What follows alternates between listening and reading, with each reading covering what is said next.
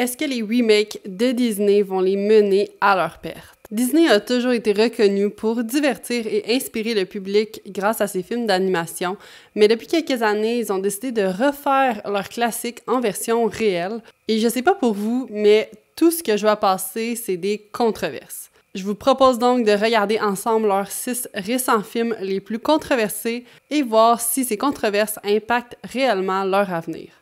Bonjour tout le monde, j'espère que vous allez bien. On se retrouve aujourd'hui pour une nouvelle vidéo SIP. C'est sûr que vous avez entendu parler des controverses autour des couleurs de peau ou des personnages de la communauté LGBTQ+, ou des propos peut-être un peu trop féministes. Et si c'est pas le cas, je comprends même pas pourquoi vous avez cliqué sur cette vidéo. Évidemment, je pourrai pas parler de toutes les controverses, mais j'ai été chercher celles que j'ai trouvées qui avaient pris le plus d'ampleur et qu'on avait entendu le plus parler. Je me suis même retapé tous les films que je vous parle dans cette vidéo pour bien avoir le contexte en tête. Et comme toujours, je vais essayer de vous donner les 2 points de vue et vous pourrez vous faire votre propre idée.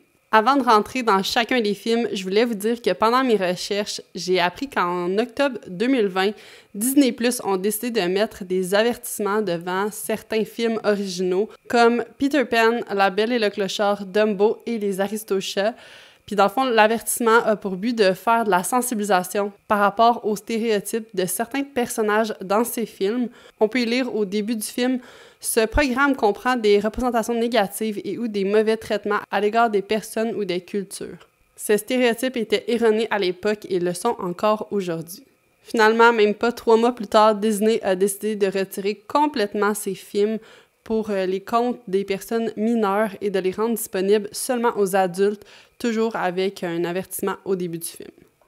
Mais là, entrons dans le sujet principal de ma vidéo, les remakes de Disney. Premièrement, pourquoi ils ont décidé de se lancer là-dedans et pourquoi pas avoir créé des nouveaux films originaux? Probablement pour une question d'argent. Moins de marketing à faire, les gens connaissent déjà les histoires et les aiment déjà, on n'a pas besoin de les convaincre qu'ils vont aimer le film. Et ça, c'est pas du tout une nouvelle stratégie, ça a toujours fait partie de Disney de recycler ses classiques. Même dans le passé, à chaque anniversaire de leurs classiques, ils faisaient une nouvelle sortie de DVD de ces classiques-là. Et pour vous donner une idée à quel point leurs classiques fonctionnent bien, Le Roi Lion, c'est la comédie musicale sur Broadway la plus lucrative de l'histoire. On a peut-être l'impression que les remakes sont relativement récents, mais ils auraient commencé en 1994 avec le premier remake du Livre de la jungle en version réelle. Mais comme ça aussi ça date, ils ont décidé de le refaire aussi en 2016. Fait que ça fait plusieurs fois déjà là qu'il y a des remakes. Ça date pas d'hier. Le premier film que je veux vous parler, c'est le remake de La Belle et la Bête qui est sorti en 2017. Dans les journaux, on apprend que pour la première fois, Disney intègre ouvertement un personnage homosexuel et il s'agit du personnage de Le Fou. Le réalisateur du film, Bill Condon, va dire que le personnage va s'interroger sur son homosexualité due à une attirance envers Gaston et qu'on y retrouve un beau moment gay pour la première fois dans un film de Disney. Le Fou, si vous ne vous rappelez pas c'est qui, c'est comme l'acolyte de Gaston et tout le long du film, il semble vanter Gaston. On se demande même est-ce qu'il voudrait être comme Gaston ou est-ce qu'il aime Gaston? Et ce qui aurait permis de déterminer son orientation, ce serait la scène finale où on le voit danser avec un homme et c'est tout. Nulle part dans le film, il y a une mention par rapport à son orientation sexuelle, il n'y a aucune scène, il y a littéralement rien d'autre qui se passe. Mais ces seuls petits moments vont faire que la Russie, la Malaisie, le Koweït et certains cinémas aux États-Unis vont se questionner à savoir s'ils vont interdire le film. Seul le Koweït va officiellement bannir le film. En Russie, les personnes de 16 ans et plus pourront le regarder et en Malaisie, les enfants de moins de 13 ans devront être accompagnés de leurs parents. Je vous rappelle, il n'y a pas de scène explicite, c'est juste des suppositions. L'acteur qui joue le fou, Josh Gad, va réagir à ça dans une entrevue et je vous fais jouer un extrait. But I want to ask because New York Times, several articles were published this morning saying that Russia and several southern states are considering banning the film because of this gay portrayal is what they're saying, this gay character. What are your thoughts on that? My thoughts are that this entire conversation has gotten so blown out of proportion. Yeah. Beyond out of proportion. And I think, the response to the movie now is incredible. speaking of the New York Times had an amazing review where it talks about, you know, the unbelievable aspects of this film and how it's for everyone. Je vous partage aussi quelques commentaires sous cette entrevue. Il y a quelqu'un qui dit « Attendez, c'est un film qui raconte littéralement l'histoire d'une fille et d'une bête qui tombent amoureux l'un de l'autre, mais les gens sont obsédés par le fait que l'un des personnages secondaires pourrait être gay. » Un autre commentaire dit « Les gens se sont énervés contre le personnage de Gads qui est gay alors que le film parle d'acceptation. » Ironique. Par après, l'acteur Josh Gad va même dire que la sexualité de Le Fou n'avait jamais explicitement été indiquée dans le script. Il dit qu'avoir su que son personnage allait être interprété comme le premier personnage gay de l'histoire de Disney, il en aurait fait plus. Il dit « Si nous voulons nous féliciter, nous aurions dû aller plus loin. Tout le monde mérite de se voir à l'écran et je ne pense pas que nous ayons fait assez et je n'ai certainement pas fait assez pour cela. » Parce que, oui, il y a eu des critiques, mais après, c'était Disney aussi qui s'applaudissait en se disant comme « Ah, on a intégré le premier personnage gay dans nos films. » Mais en tant que tel, c'est ce qu'il dit, si c'était vraiment ça, on aurait dû y aller le tout pour le tout, là, parce que là, en ce moment, il s'est rien passé dans le film. Et là, je voulais revenir sur la version originale parce que j'ai appris quelque chose en faisant mes recherches qui remet un peu en perspective toute cette controverse-là. Premièrement, il s'agit du premier film animé qui a été nominé aux Oscars et une des personnes qui a énormément travaillé sur ce film, c'est Howard Ashman.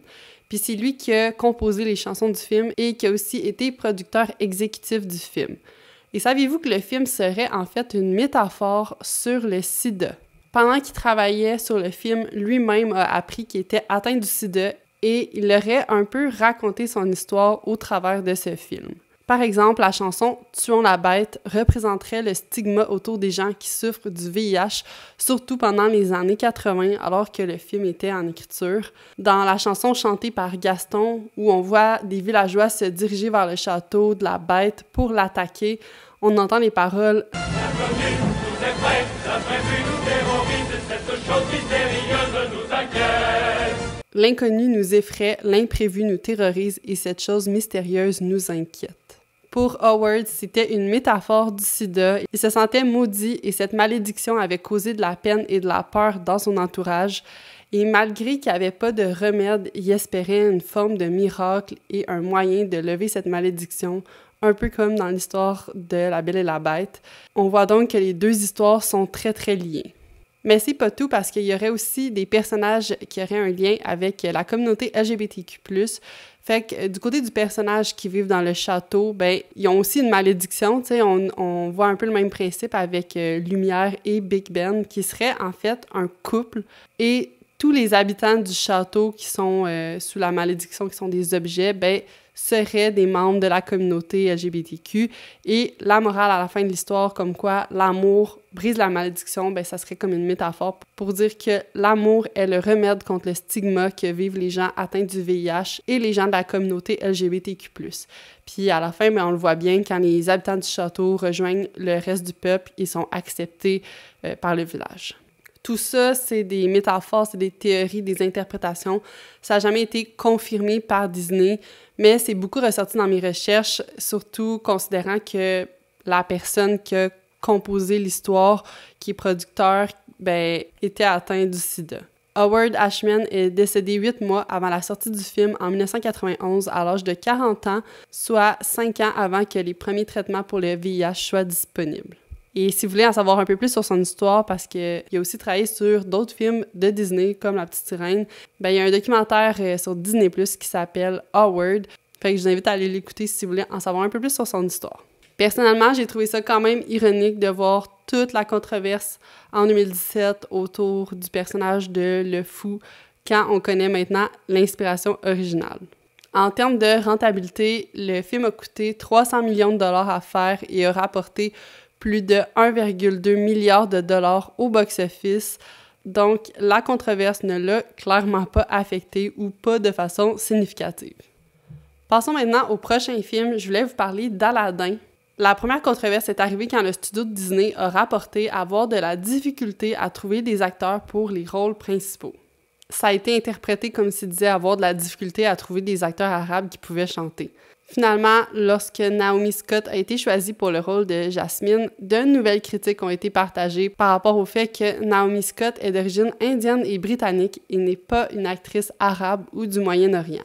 Certaines personnes ont aussi dit que puisqu'elle avait des origines britanniques, donc blanches, elle serait pas assez arabe pour le rôle. Mais saviez-vous que l'histoire d'origine d'Aladin se passe en fait en Chine? Alors même l'histoire de Disney se déroule pas dans le bon lieu, mais mettons qu'on prend le film de Disney comme référence de base pour voir si les critiques sont justifiées. De ce que j'ai pu lire sur Internet, même si la ville de Agrabah n'existe pas, la ville où que l'histoire d'Aladin se déroule, la place d'inspiration d'origine pour l'histoire serait la ville de Bagdad en Irak. Il y a aussi un autre argument qui montre que l'histoire se déroule au Moyen-Orient et c'est la chanson « La nuit d'Arabie ». Mais en même temps, on retrouve aussi dans le film des influences indiennes. Par exemple, Jasmine a un tigre appelé Raja, un animal qui se retrouve principalement en Asie du Sud, dont en Inde, et le palais du sultan ressemble drôlement au Taj Mahal en Inde. De plus, il semblerait que le nom Jasmine aurait des origines perses, alors que le nom Aladdin aurait des origines arabes, et les Perses ne sont pas des Arabes. Donc, rendu là, à vous de voir si ça vous choque que Naomi Scott ait été choisie pour jouer le rôle de Jasmine, alors qu'elle a des origines indiennes et britanniques. Maintenant, je vais vous parler de la deuxième controverse autour de Aladdin. Pendant le tournage, on a appris que Disney avait bruni certains de ses acteurs avec du maquillage. Et là, ça a aussi beaucoup été critiqué en disant que Disney faisait pas assez d'efforts pour engager des Arabes pour le film. Et là, Disney a dû se prononcer sur le sujet et a expliqué qu'ils avaient engagé environ 400 à 500 figurants qui sont soit indiens, arabes, africains, asiatiques ou de la Méditerranée, mais ils ont aussi engagé une centaine de personnes blanches selon leur expertise. Disney s'est prononcé en disant « La diversité de notre casting et de nos artistes de fond était une exigence et ce n'est que dans quelques cas qu'il s'agissait de compétences spécialisées, de sécurité et de contrôle. Par exemple, dans les effets spéciaux, les cascadeurs, manipulation d'animaux, bref, et que certains ont dû se fondre dans la masse. » Quand on regarde le contexte socio-culturel, c'est un peu difficile aussi d'ignorer que le film a été réalisé dans une ère de grande tension entre les Américains et le monde arabe. Il y a même le Conseil des relations américains-islamiques qui s'est prononcé en avertissant que la diffusion du film pendant l'ère de Trump, où l'animosité anti-musulmane, anti-immigrés et raciste augmente rapidement, ne sert qu'à normaliser les stéréotypes et à marginaliser les communautés minoritaires. Malgré un investissement de 183 millions de dollars, le film rapportera au box-office plus d'1 milliard de dollars. On peut donc dire que là aussi, les controverses n'ont pas ou ont eu peu d'impact sur les profits du film. Le prochain film que je voulais vous parler, c'est celui de Mulan. Quand j'ai commencé à faire le script pour cette vidéo, je savais même pas qu'il avait sorti le film de Mulan en version vraie. Une des raisons de pourquoi Disney voulait faire ce film-là, entre autres, c'est l'énorme audience en Chine qui allait intéresser à voir ce film, qui parle de leur culture et qui allait probablement ramener beaucoup d'argent. Par contre, le remake du film ne s'est pas fait dans le moment le plus calme en Chine. En 2019, la Chine et la ville de Hong Kong étaient plongées dans un gros conflit. Bon, je suis pas spécialiste de ce conflit-là et c'est pas vraiment le but de la vidéo, mais en gros, c'était un conflit par rapport à l'indépendance de Hong Kong. La Chine veut contrôler Hong Kong alors que Hong Kong veut continuer de fonctionner de façon indépendante. Et là, de ce que j'ai compris, Hong Kong fonctionne plus sous un genre de démocratie alors que le reste de la Chine est communiste. Et là, bref, il y avait des frictions par rapport à ça. Et pas juste des frictions, là, il y avait littéralement de la violence dans les rues, des batailles. C'était pas joli. Mais là, c'est quoi le lien avec Mulan? C'est que l'actrice principale, Liu Yifei, qui joue le personnage de Mulan, a décidé de prendre position pendant l'été, donc en plein tournage, sur ce conflit en Chine. Et elle a publiquement montré son support au gouvernement chinois en publiant sur Weibo, qui est comme l'équivalent de Twitter, un message qui dit « Je soutiens la police de Hong Kong. Vous pouvez tous m'attaquer maintenant. Quelle honte pour Hong Kong. » Rapidement, le hashtag Boycott Mulan est devenu très populaire, surtout aux États-Unis et dans les pays démocratiques qui supportaient majoritairement Hong Kong. Pendant ce conflit, une femme de 26 ans très militante va devenir très populaire. Elle s'appelle Agnès Chow. Elle a participé à plusieurs manifestations et elle se bat pour la démocratie à Hong Kong. Elle va aussi essayer de se présenter aux élections législatives de Hong Kong, mais le gouvernement chinois va refuser sa candidature. Elle va même faire 10 mois de prison pour avoir organisé et participé à des manifestations. Et bref, je vous parle d'elle parce que, suivant la prise de position controversée de l'actrice de Mulan, plusieurs personnes vont se prononcer et vont se mettre à dire que Agnès est la vraie Mulan, celle qui se bat et qui ne recule pas devant rien, comme l'héroïne du film. Évidemment, toute cette polémique va faire que l'actrice va devoir s'expliquer, se justifier, et elle va finalement dire en entrevue pour le magazine Hollywood Reporter « Je pense qu'il s'agit d'une situation très compliquée et je ne suis pas experte. J'espère simplement que la situation sera bientôt résolue. » Finalement, à cause de la pandémie, le film ne sortira même pas au cinéma et va sortir directement sur Disney+, affectant par le fait même ses revenus. Mais ça sera pas la seule polémique pour le film de Mulan parce que, justement, à sa sortie, le public va remarquer une petite note à la fin du film. Dans les remerciements, on peut y lire un message adressé à la province chinoise du Xinjiang pour avoir filmé sur ces territoires pour certaines séquences du film. Le problème, c'est que c'est dans cette région que se retrouvent des millions de Ouïghours dans des camps de concentration. Donc, en plus d'avoir tourné des scènes à cet endroit-là et de s'être voilé la face sur le sujet, les gens ont été choqués de voir que Disney les remerciait. J'ai même lu quelque part comme critique qu'il s'agissait du dernier exemple de l'hypocrisie d'Hollywood et de sa volonté de sacrifier ses valeurs pour faire des affaires en Chine. La directrice financière de Disney s'est prononcée en disant que le film avait été principalement tourné en Nouvelle-Zélande. Elle a aussi dit qu'ils avaient filmé dans plus de 20 localisations en Chine afin de bien représenter la géographie et les paysages uniques du pays. Elle ajoute « Il est également une pratique courante dans l'industrie cinématographique de reconnaître dans le générique du film les gouvernements nationaux et locaux qui vous autorisent à filmer sur place. Ainsi, dans notre générique, nous avons mentionné à la fois la Chine et les lieux de tournage en Nouvelle-Zélande. Je m'en tiendrai là, mais cela nous a posé de nombreux problèmes. » À la sortie du film, les critiques n'ont pas été très bonnes. En fait, l'audience chinoise semble avoir particulièrement été déçue du film en le notant à 4,7 sur 10. Plusieurs ont critiqué le traitement du féminisme et la représentation de la culture chinoise dans le film, disant que l'enveloppe du film est chinoise, mais que l'âme est étrangère. Que le film n'a pas pu bien saisir l'essence de la Chine, que le cœur même du film original de Mulan n'a pas été respecté. Dans la version originale, il ne s'agit pas d'une glorification du patriotisme, mais plutôt de l'histoire du courage d'une femme dans un système impérial cruel qui enrôlait les personnes fragiles et les personnes âgées et n'accordait que peu de valeur à la vie des gens ordinaires. Dans une critique chinoise, on peut y lire « L'histoire de base de Mulan est qu'elle voulait prendre la place de son père, protéger sa famille et défendre le peuple. Mais le film a transformé Mulan en garde du palais protégeant l'empereur. Le peuple que Mulan voulait défendre est devenu l'arrière-plan. » Les retombées économiques n'ont pas été ceux espérés. Avec un investissement de 200 millions de dollars, le film au box-office a fait seulement 70 millions de dollars. Par contre, c'est important de noter que le streaming ne compte pas dans le box-office et puisque le film n'a presque pas pu être présenté au cinéma à cause du COVID, c'est difficile de dire si les controverses ont réellement eu un impact sur les profits du film. Le prochain film que je veux vous parler, c'est celui de La Petite Sirène. C'est sûr que vous en avez entendu parler. Tout le monde en parlait. Ce qui a causé la controverse, c'est le choix d'actrice pour Ariel, parce que c'est une femme noire, alors que dans la version originale, Ariel est blanche.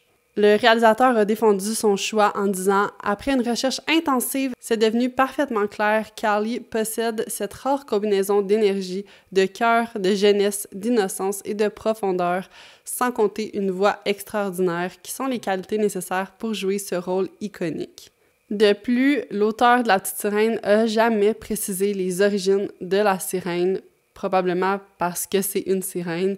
Fait que ça serait un peu étrange de dire une sirène d'Asie ou une sirène d'Europe ou peu importe dans le monde.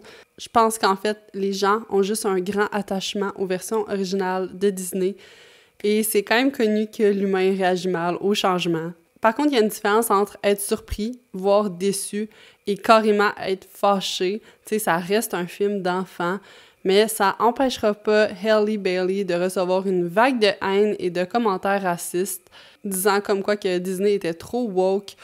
Pourtant, quelques mois plus tôt, Disney se faisait accuser d'avoir casté une Jasmine trop blanche dans Aladdin. Une autre critique qui a été faite pour le film, c'est le fait que Ursula n'a pas été jouée par une drag queen, alors que son personnage du dessin animé a été inspiré d'une drag queen appelée Divine.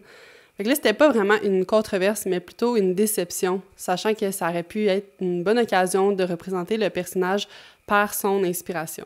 Sinon, la dernière critique était dirigée envers Barboteur, ou Polochon pour les Français, comme quoi il était beaucoup trop maigre comparé à la version originale de Disney.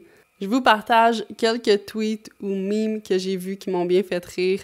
Par exemple, celui-là qui dit que Barboteur fait partie des nouvelles victimes de Ozempic, ou celui-là qui dit « Je peux pas croire qu'il y a encore des gens qui se préoccupent d'Ariel quand c'est ça le vrai problème. » Personnellement, moi aussi, c'est ça qui m'a le plus troublé dans le film. Je trouvais ça tellement étrange de voir Barboteur de façon trop réaliste en poisson. Par contre, pour ce film, on voit vraiment un impact sur le box-office pour un investissement de 250 millions de dollars, soit plus que La Belle et la Bête ou Aladdin. Les ventes au box-office étaient de 570 millions. Donc, ça reste rentable, mais on est loin du milliard de dollars comme les autres films. Mais il faut quand même considérer un autre facteur qui est le fait que le film est sorti après la COVID. Et je sais pas pour vous, mais moi, j'ai vraiment l'impression que les gens vont beaucoup moins au cinéma maintenant. Les fois que je suis allée, à part pour Barbie, mettons, ben les salles étaient presque vides. Fait que ça se peut que ça ait joué là-dessus aussi. Le prochain film que je vais vous parler, c'est celui de Blanche-Neige et oh mon Dieu qu'il y en a à dire. Donc, encore là, c'est pas nouveau, mais il va y avoir une controverse autour du choix de l'actrice, comme quoi elle est trop foncée. La critique vient surtout du fait que son nom c'est Blanche-Neige et qu'elle est décrite pour avoir la peau blanche comme la neige, alors que Rachel Zegler, l'actrice, est d'origine colombienne et polonaise. Elle a donc un petit teint plus foncé que blanche comme neige. Rachel Zegler va s'exprimer sur Twitter parce qu'elle était tannée de se faire ramener dans cette controverse. Elle dit « J'apprécie énormément l'amour que je ressens de la part de ceux qui me défendent en ligne, mais s'il vous plaît, ne me taguez pas dans ces discours absurdes sur mon casting. Je ne veux vraiment pas le voir. Je vous laisse donc ces photos. J'espère que chaque enfant sait qu'il peut être une princesse, quoi qu'il arrive. » Et là, elle a mis avec son tweet quelques photos d'elle déguisée en Blanche-Neige quand elle était jeune. Je trouve ça quand même étrange d'envoyer de la haine aux acteurs alors que au final, c'est pas eux qui décident d'être choisis. Eux, ils vont à un casting et ils se font sélectionner par une équipe. C'est vrai qu'à première vue, ça peut faire pas beaucoup de sens qu'elle ait une peau plus foncée alors que le personnage est décrit comme ayant une peau blanche comme la neige. Mais de toute façon, vous allez voir que le film risque de ne pas ressembler du tout à la version originale de Blanche-Neige de toute façon. Rendu là, j'ai l'impression qu'ils ont juste gardé le nom Blanche-Neige, mais que la signification est plus vraiment pertinente quand on regarde tous les autres changements qu'ils ont apportés à l'histoire. Par exemple, on a récemment appris qu'il allait même pas y avoir 7 nains, mais seulement un nain. Mais avant même de savoir ça, il y avait déjà eu une controverse par rapport aux 7 nains. C'est l'acteur Peter Dinklage qui s'était prononcé sur le sujet, disant qu'il trouvait ça un peu ironique que Disney soit tout fier d'avoir casté une femme à la peau plus foncée, alors qu'il continue de perpétuer le stéréotype des 7 nains qui vivent ensemble, isolés du reste du monde dans une grotte. Ce à quoi Disney a répondu que, justement, pour éviter de renforcer ces stéréotypes, ils avaient adopté une approche différente. Ils ont changé le nom des 7 nains pour les créatures magiques. Donc, le titre va être quelque chose comme « Blanche-Neige et les créatures magiques ». Et là, il y a une photo qui va fuiter où on voit les 7 créatures et seulement un des personnages est une personne de petite taille. Et là, ce qui va être critiqué, c'est que le fait d'avoir revu le concept des 7 nains en créatures, ça a coupé l'opportunité à plusieurs personnes de petite taille de se faire engager dans une grosse production comme Disney. Déjà qu'il y a peu de représentation de personnes de petite taille, le seul film de Disney qui aurait pu utiliser cette opportunité pour avoir une approche différente du film original l'a juste échappé. Ces deux controverses vont finalement se calmer et on va plus trop entendre parler du film jusqu'à ce que les acteurs partent faire la promotion du film à la fin du tournage. Et là, si vous êtes sur TikTok, c'est sûr que vous avez vu passer les extraits parce que tout le monde s'est mis à les ramasser. Pourquoi autant de gens se sont mis à critiquer Rachel Zegler? Bien, pour plusieurs raisons, mais entre autres parce que dans ses entrevues, on ressent qu'elle méprise la version originale du film. Contrairement aux autres acteurs des autres remakes qui ont dit être heureux et reconnaissants de redonner une deuxième vie à ces classiques, Rachel est plus allée avec des commentaires du genre « Ben, on n'est plus en 1937, Blanche-Neige, elle sera pas sauvée par le prince », puis elle dit même qu'elle avait peur de la version originale. Elle dit que les scènes du prince pourraient même complètement être coupées et qu'il a l'air d'un stalker dans la version originale. Elle ajoute aussi des détails sur l'histoire du film en disant que Blanche-Neige ne rêve pas de trouver le grand amour et que Blanche-Neige rêve de devenir la leader qu'elle sait qu'elle peut être. Je vous fais jouer les extraits. I was scared of the original cartoon. I think I watched it once and then I never picked it up again. Like, I'm being so serious. The reality is that the cartoon was made 85 years ago, and therefore it's extremely dated when it comes to the ideas of women being in roles of power and what a woman is fit for in the world. You said you were bringing a modern edge to it on stage. What do you mean by that? I just mean that it's no longer 1937, and we absolutely wrote a Snow White that she's is not going to be saved by the prince. She's not going to be saved by the prince, and she's not going to be dreaming about true love. She's dreaming about becoming the leader she knows she can be. Snow White is running for president. I'm launching my campaign. And it's more of a 2022 version of Snow White. What did you mean by that? I mean, you know, the original cartoon came out in 1937, and very evidently so. There's a big focus on her love story with a guy who literally stalks her. Yeah. Weird. Super weird. So we didn't do that this time. No. We have a different approach to what I'm sure a lot of people will assume is a love story just because, like, we cast a guy in the movie, right. Andrew Burnap, great dude. Yeah. Not about the love story at all, which is really, really wonderful. And whether or not she finds love along the way is anybody's guess until 2024. All of Andrew's scenes could get cut. Who knows? It's Hollywood, baby. Donc là, je pense que c'était juste trop, tout d'un coup, trop différent de l'original, trop méprisant, trop hautain. Et là, je vais le dire comme ça, trop féministe, comme certaines personnes le disent. Tu sais, la définition du féminisme, c'est l'égalité des sexes, mais je le dis dans le sens exagéré parce que dans son discours, on dirait qu'elle dépasse la ligne comme si les femmes étaient au-dessus des hommes. En tout cas, c'est comme ça que ça a été ressenti par une bonne partie du public. Je vous montre justement un TikTok qui a été liké plus de 2,1 millions de fois et qui explique bien cette pensée. Puis je dis bien liké, là, pas vu plus de 2 millions de fois, liké plus que 2 millions de fois. Criticizing Disney princesses is not feminist. Not every woman is a leader. Not every woman wants to be a leader. Not every woman wants or craves power, and that's okay. It is not anti-feminist to want to fall in love, to want to get married, to want to stay at home, to be soft, to want to be a homemaker. None of these things make you less valuable as a person or a woman. Real feminism is about depicting women who have different wants and different needs and different personalities, who come from different races and ethnicities, and depicting them all as equally valuable with something to offer and something to say and a voice that should be heard. Thinking that a woman is any less valuable because she falls in love or because she accepts help from somebody instead of girl bossing her way through her problems is not feminist. En même temps, d'un autre côté, pourquoi cette fois-ci Rachel Zegler est autant pointée du doigt pour sa position féministe quand tous les récents films de Disney sont aussi allés dans le même sens et que les autres actrices ont aussi défendu ses points de vue féministes? Pourquoi c'est autant intense envers elle? J'ai l'impression personnellement que c'est à cause que l'histoire semble trop déformée par rapport à ce qu'on connaît du conte original. Mais en même temps, c'est pas la première fois que Disney fait ça. Ils l'ont fait aussi avec le film Blanche-Neige et le chasseur avec Kristen Stewart. Ils avaient déjà modifié l'histoire originale et quand on y pense, ben la version originale, c'est même pas la vraie version originale parce que c'est celle des frères Grimm qui est beaucoup plus sombre, qui est la vraie source de l'histoire. Ce que je me dis qui est peut-être encourageant, c'est que le scénario a été coécrit par Greta Gerwig, la même femme qui a écrit le film de Barbie que j'ai personnellement adoré. J'ai aimé comment ça montre que l'égalité est la bonne chose, que le matriarcat ou le patriarcat, c'est pas mieux l'un que l'autre.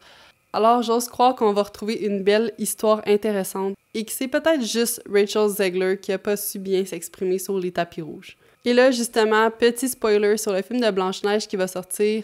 En fait, c'est pas un spoiler officiel, là, c'est non officiel, on sait pas si c'est vrai. Et ça vient du compte My Time to Shine Hello, qui a tweeté que dans l'histoire du remake de Blanche-Neige, les 7 nains ou les 7 créatures seraient en fait un groupe de bandits et le prince serait un genre de Robin des Bois qui vole aux riches pour redonner aux plus pauvres. Voici son tweet exact. Les personnes qui sauvent Blanche-Neige dans cette version s'appellent les bandits. Jonathan, l'amoureux, qui n'est pas un prince, est aussi un bandit. Les bandits sont comme Robin des Bois, ils volent la reine pour nourrir les pauvres. L'information n'a pas été confirmée par Disney, alors on verra s'il s'agit bien de ça. Mais si c'est ça, ça confirme clairement que c'est pas un remake, mais carrément un nouveau film, une adaptation. Comme le film n'est pas encore sorti, ben c'est difficile de dire comment il va être affecté au box-office, alors il faudra regarder ça à sa sortie, voir si ça va faire un petit peu comme La Petite Sirène, puis voir si c'est vraiment au niveau du cinéma que les gens y vont moins au cinéma, ou si c'est vraiment à cause des controverses. Le dernier film que je vais vous parler, c'est un peu comme Blanche-Neige parce qu'il n'est pas encore sorti et il s'agit du film Lilo et Stitch. Et encore là, c'est une controverse autour du choix des acteurs. Donc, si vous vous en rappelez pas, le film se déroule à Hawaï. Lilo, sa sœur Nani et le copain de sa sœur David sont les 3 Hawaïens et voici les acteurs qui ont été choisis. Pour Lilo, l'actrice est Maya Kialoa et elle a grandi à Kailua Kona à Hawaï. C'est son premier film, elle a environ 6-7 ans et les commentaires ont été très positifs, comme quoi que c'est le fun que les opportunités soient ouvertes aux gens qui viennent pas nécessairement du milieu, même pour des grosses productions, et qui représentent bien la communauté autochtone de Hawaï. Pour le personnage de Nani, la grande sœur de Lilo, l'actrice choisie est Sydney Agudong. Elle est née et a grandi à Kauai. Je connais vraiment pas les noms des îles ou des places de Hawaï, alors désolée mes prononciations. Donc, bref, ça pour dire qu'elle a des origines hawaïennes, mais aussi américaines et des Philippines. Et malgré ses origines, malgré qu'elle est née et qu'elle a grandi à Hawaï, ben plusieurs locaux ont critiqué le choix de Disney de l'avoir choisi, disant qu'il avait choisi une actrice trop blanche qui avait pas suffisamment les traits hawaïens. C'est un peu la même chose qui va être critiquée pour le choix de l'acteur du personnage de David. Disney a aussi été critiqué pour avoir choisi Caio Machado, originaire de Kaneohe, sur l'île d'Oahu. Ce serait pas seulement une question de couleur de peau, mais aussi de traits physiques. Les gens vont dire que même si les deux sont hawaïens, les traits hawaïens ne sont pas bien représentés parce que c'est pas seulement une peau un peu plus foncée, c'est aussi un corps plus curvy et un nez plus large. Et puisque c'est pas des traits qui sont généralement représentés au cinéma, ben ça aurait été bien de le faire pour un film comme ça avait été fait dans le dessin animé. Pour l'instant, la seule information qu'on a eue sur le film, c'est le choix des acteurs. Alors, à part ça, il y a pas pu avoir d'autres controverses, mais connaissant ce qui s'est passé, ça me surprendrait pas qu'il y en ait d'autres quand on va en apprendre un peu plus sur le film. J'ai vraiment l'impression au final que c'est pas des remakes, mais plutôt des adaptations. Est-ce que vous avez trouvé que ces controverses sont justifiées? Certaines que oui, certaines que non. J'aimerais ça avoir vos avis dans les commentaires parce que, de mon point de vue, c'est comme si il y avait des commentaires comme quoi ces personnages-là, ces acteurs-là sont trop pâles, d'autres sont trop foncés. Fait que, tu sais, si ça avait été juste dans un seul sens, j'aurais pu comprendre les critiques, mais au final, là, c'est que tout le monde est pas content, peu importe la direction que Disney prend, puis je pense qu'il y aura jamais un acteur ou une actrice qui va parfaitement représenter ce que le dessin animé a représenté. Puis en même temps, ça serait quoi le but de refaire exactement une adaptation comme identique? Je sais pas trop.